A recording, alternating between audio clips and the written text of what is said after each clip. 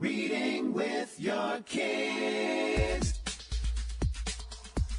Hola, ni hao, konnichiwa, assalamu alaikum, shalom, mahaba, moni moni wanji, namaste, jumbo,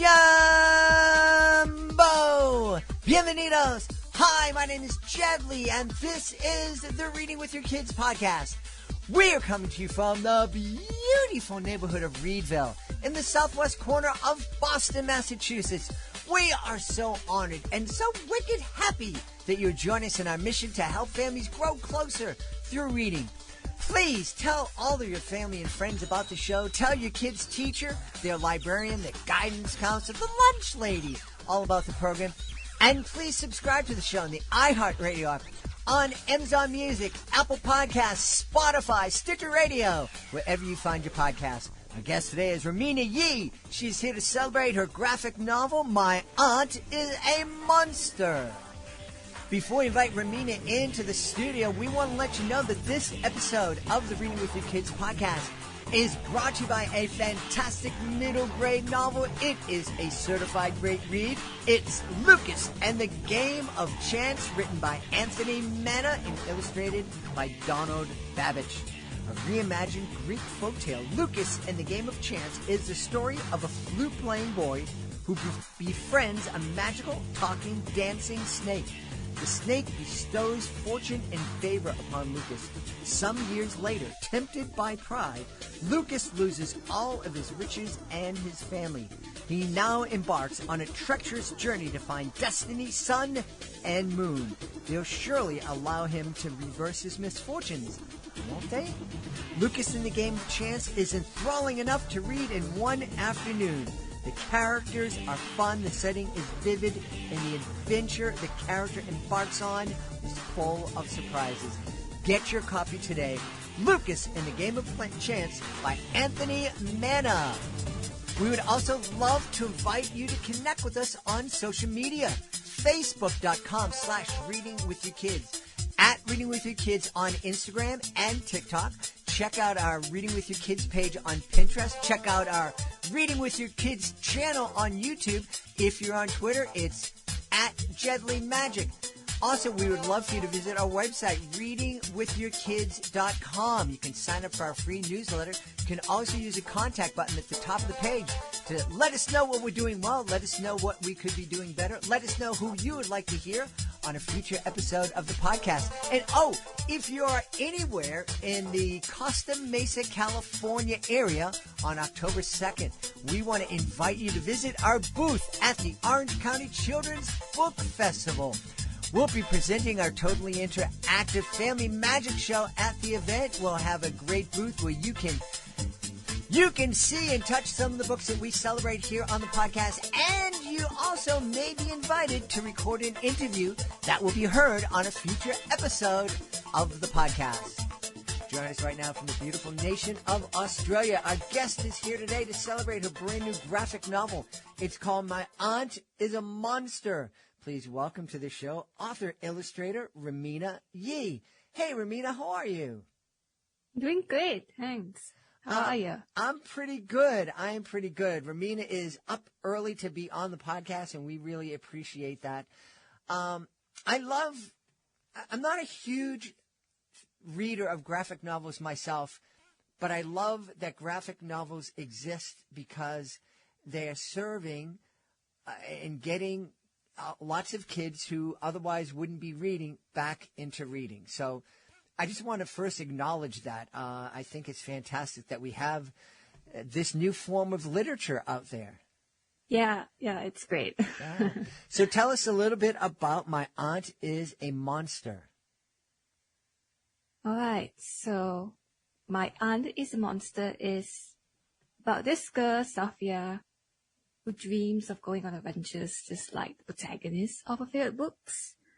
So a tragic accident leads her to an unexpected meeting with a reclusive, distant aunt she never knew existed, who used to be the world's greatest adventurer. It's the fashionable, fancy Lady Waterrain Hakim Whimsy. But Whimsy has a secret. It's in the title and the cover. She's literally a monster. But nobody in existence except Whimsy's assistant / nanny knows about the secret, and Whimsy has been hiding from the world for almost a decade, presumed to be dead. But one day, Whimsy finds out from the news that her arch nemesis, a certain pineapple-loving professor, has discovered a lost kingdom. And it's the kingdom that Whimsy was last reported to be looking for. So Whimsy is forced to go out of her way to prevent her nemesis from digging deeper into the kingdom. And she brings Safia along. So a lovely trip halfway around the world begins. And, well, adventuring is not all fun and games. There are always going to be bad guys. So it turns out it's not just Whimsy who's after the professor. Agents from the Bureau of Suspicious Intent are also hot on their trail. And Safia unknowingly befriends one of them, who's a moody teenager. And so from here, lots of strange and wondrous hijinks ensue. That sounds amazing. Yeah. Yeah, no, it really does. It sounds like a lot of fun. There's certainly a lot going on there. And as you started talking about Safia in discovering this aunt that was a world famous adventurer and was really a monster, I envisioned I was sharing with Reimena before we started recording that we've hosted international kids here, and one of those kids was a young woman that she gave herself the English name of Safia. She was from Zhejiang in China. And I just pictured her, encountering a long-lost aunt and going on an adventure, because Safia was one of these people that was kind of shy and meek, but if you invited her on an adventure, she would go for it. And she had a lot of fun. And so that's immediately who I was thinking of as you were describing the story. I'm curious, what was this is going to sound like a silly question, but do you have an aunt that you think of as a monster that inspired this book? No. Fortunately and unfortunately, none of my relatives are monsters. And neither are they adventurous. I'm on my way to becoming one myself, hopefully. So we will see. The idea for My Aunt is a Monster came when I was 16, and I was reading a lot of whimsical, cozy, humorous media for adults. So books like Alexander McCall Smith's Professor von Heigl series and The Extraordinary Journey of the Fakir in an IKEA Wardrobe. There's actually a whole genre of really long, extremely titles in the adult humor category.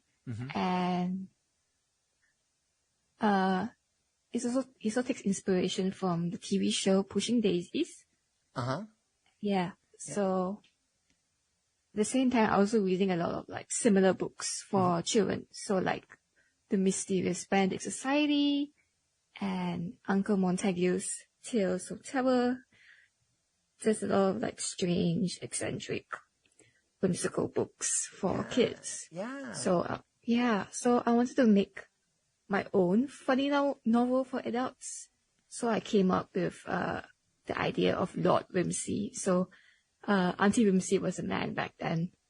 And, well, that's basically how it started. One of the things that you said to me before we started recording is that your artistic abilities, because I was joking that I have zero, you were saying, it can be a blessing and a curse.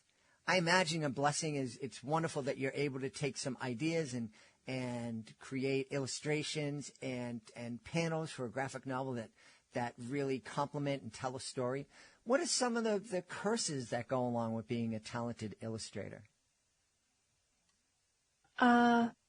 Well, for me, who can write, I guess, and draw, I guess too. Thing is that writing is hard, drawing is hard, and I have both of these problems at the same time. Yeah. So, and I think like specifically the thing that is difficult about illustrating your own work is that you cannot skim and you cannot like be lazy with visual details, because with writing prose, you can, for a lot of like visual descriptions, you can just give like a sentence or two that adequately describes the thing and you can get away with it. But else, if you have to draw it, you actually have to show what it looks like. And in the case of, well, I'm on the side, I'm also a historical fiction graphic novelist, so I make a lot of comics that are set in the ancient past. So with books like that, I need to really like know what things look like. So I need to know how people dressed back then, the architecture, and then how things work. So I really need to get into the nitty-gritty details, like how a spoon from ancient Greece looks like. And those are the kind of things that you can just hand wave or like skip over when you're writing historical fiction novel. So that's one of the really annoying and sometimes well, it's not annoying in a bad way. It's just that sometimes I wish I didn't have to do that. But you know, yeah, I can understand that. I was speaking to another graphic novelist, the illustrator, and she wrote a book for younger kids, and her characters were very distinct. The illustrator author was Mika Song, I believe, and Mika. Oh yeah, and she told me, well, I chose these characters because I knew I had to draw them a lot, and they're really easy to draw, and as you were speaking, I'm like, yeah, if you have this adventure and the adventurer is wearing all sorts of equipment and gear, not only do you have to draw that intricate stuff the first time, but you have to continue to draw it in all the different panels that the character shows up in. Yep, exactly. Hey, what you shared with us that this story kind of came out of an idea that you had when you were 16. So I guess the story came before the illustrations. Is that always how it works for you, that the story is there before you start envisioning the illustrations, or do you ever reverse that and start a project first with the illustrations?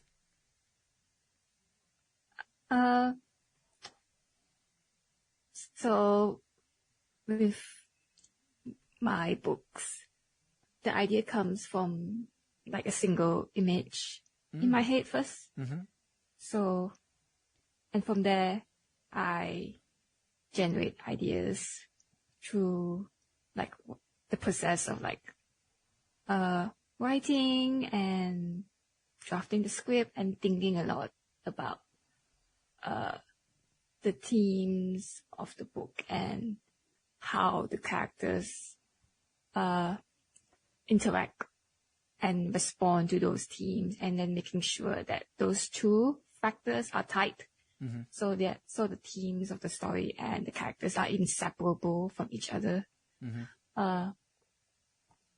So I think and I write a lot, and then once I get a solid script, only then I start actually like thinking about how this whole story looks like in the graphic novel / comics format. Yeah. It's interesting that you use the word script. I guess that would kind of be if I were trying to create a graphic novel, I think that's how I would envision it and think about what I was writing, that I am writing a script that's not going to be acted out like a movie or a TV show, but it's going to be drawn out. And is that kind of the way you approach it? Yeah. I treat it more like a script for theater or for a play where like the script is just a guideline for the director or the actor to do their own take on the setting and the characters and how they want to present this story on stage. So that's more or less how I treat my own scripts. Yeah. Yeah. Very cool. Very cool. One of the things that I love to do, because I know a number of young illustrators out there, and I always ask anytime I have a chance to speak to an illustrator, what advice they might have for a young person, maybe in high school or college, who hopes to make a living as an illustrator. When it comes to things like that, I think I would recommend a young illustrator to just focus more on, on drawing and making the things that they are most passionate about, and to develop their voice as an artist and get it to the point where they are confident in their vision. Yeah. And from there they will be able to use that voice to guide them in how they want to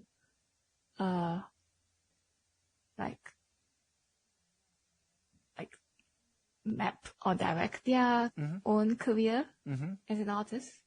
Yeah. I think that's pretty good advice. And it's really helpful to know that it's very difficult and very, very competitive, because I think all those things are, as young people are, making decisions for their future, they need to know just how hard the road is that they're choosing to go down. What's next for you, Reimena? Do you have another graphic novel in the works?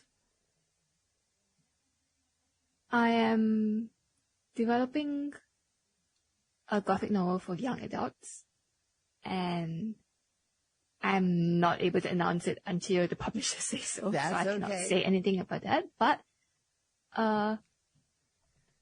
I'm currently working on an online graphic novel, or what they would call a web comic, about the life and legends of Alexander the Great. Ooh. Yeah, and it's called Alexander the Servant and the Water of Life. So it's a 4-book-long epic, and it's really detailed, and it's really challenging when it comes to writing and drawing. And I really like this project a lot. So the first book is already completed, and it's all available to read for free online. And what else? And this webcomic is for readers who are 16 and above. It's quite, it touches on really difficult topics. So it's not necessarily for kids unless the kid is very precocious and very well read. So, yeah. And it could be a great book to read together with a parent and launch some good conversations. Yes. Yeah. Well, this is really exciting. Please tell us where we can find that book that you were just telling us about, and also tell us where we can find out more about you. You can find everything under my name, Reimena Yee. Just pop my name on Google, and I will be the only one there. So it won't be difficult to find me at all. And it'll be the same for social media: Twitter, Instagram, Facebook. And you mentioned earlier on that you are hoping to become an adventurer yourself. Where is the first place you would like to adventurize to? I've traveled to a few places before. Mm-hmm. So like right now, the place I would like to go to the most would be, oh man, I'm blanking out right now. It's always like this. Great. Okay, so the simplest and probably the most basic thing I could think of would be, I would love to go to Greece, if only because I have to do my research for my Alexander the Great comic. So I want to go there and see what the place is like, how the sun sets, and what the food there is like, and how the wind blows in the place. So, yeah. And my beautiful wife is on her way to Greece in about 8 weeks. So you give me a list of things that she should check out for you and take a picture of for you, and I'll let her know, and she'll do the best she can. Oh, that's nice. Thank you. We've had a really fun time speaking to the author and illustrator of My Aunt is a Monster, brand new graphic novel from our guest, Reimena Yee. Hey, Reimena, thanks so much for being with us. Yeah, thanks for having me on here, too. It's great. Please be sure to join us for the next episode of the Reading with Your Kids podcast. It's a must-hear episode of the podcast. Derek Barnes is on the podcast. He is a co-author of Victory, Stand, Raising My Fist for Justice. It's the story of Dr. Tommy Smith. Derek wrote the book with Dr. Tommy Smith. You may remember Tommy Smith was the fastest human being on Earth back in 1968. And when he climbed the podium to receive his gold medal, he made a protesting conditions that people were living in. And lots of people will remember, especially lots of people my age, remember the picture of him holding a fist high above his head with a black glove on. There were other things going on in that moment of protest that I had no idea about until I spoke to Derek.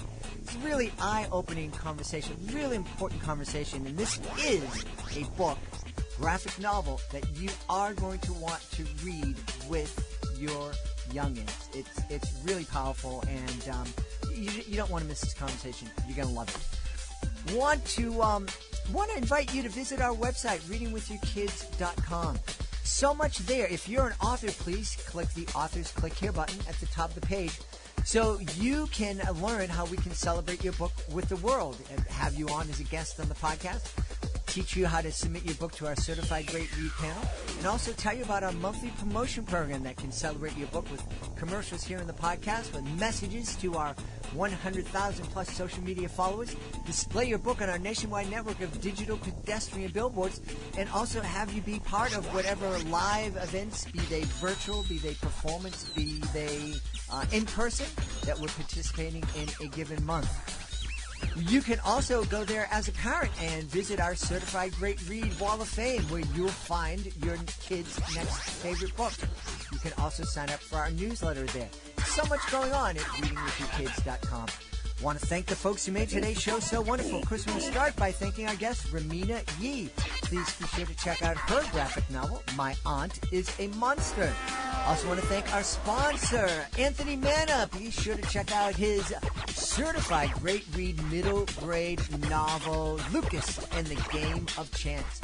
I want to thank my team, Rory Grady, Fatima Khan, Mirabella Q. All special thanks goes out to Skylar Strauss for editing this podcast. I want to thank my beautiful wife for all the support she gives me.